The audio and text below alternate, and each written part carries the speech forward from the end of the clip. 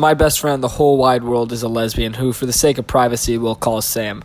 And one night we were planning on going to this comedy club so I could do this stand-up material I'd been working on because I'm just, like the funniest.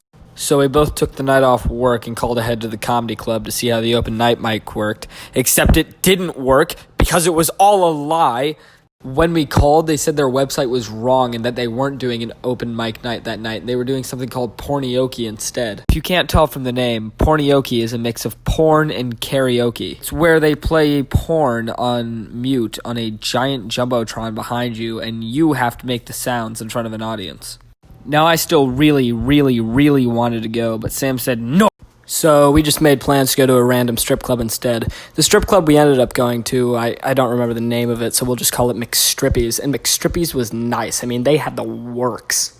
I'm talking a valet, a bouncer, everything. So we get up to the door and the bouncer wants to see our IDs. Sam gives him her ID, no problem, but me? Oh no, I left my ID at home.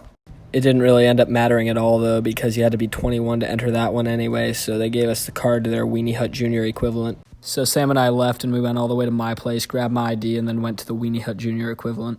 Now, when you first go in, it is pretty much exactly what you'd think a strip club would be like. Personally, what I found most interesting about the strip club wasn't the strippers, it was the bathrooms. I remember at one point in the night I had to spring a leak, and so I walked into the bathrooms, and I remember that the sinks looked like somebody had poured an entire bag of swag all over them. I mean, there was cigarettes, cologne, mints, dental floss, just all sorts of wonderful things.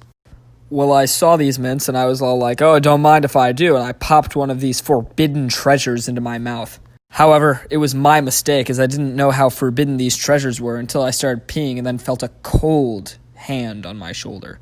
My first reaction was to be like, oh, hey, pal, how about instead of doing this, you go fuck a cactus instead? But I didn't say that, because I'm shy. Instead, what happened was the guy was like, hey, man, that mint's not free.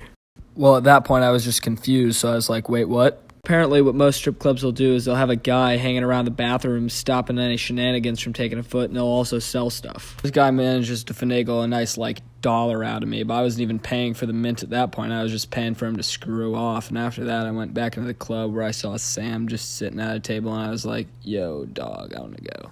And then we did go, and we went far, far away to a Waffle House, and we never went back. Oh, so you're gonna watch this part, huh? I mean, not really gonna stop you, just gonna tell you to share the video and subscribe, but nothing interesting is gonna happen. What is this? Is this a surprise egg? I wonder what he will do with it. Certainly not put it in this jar of jelly.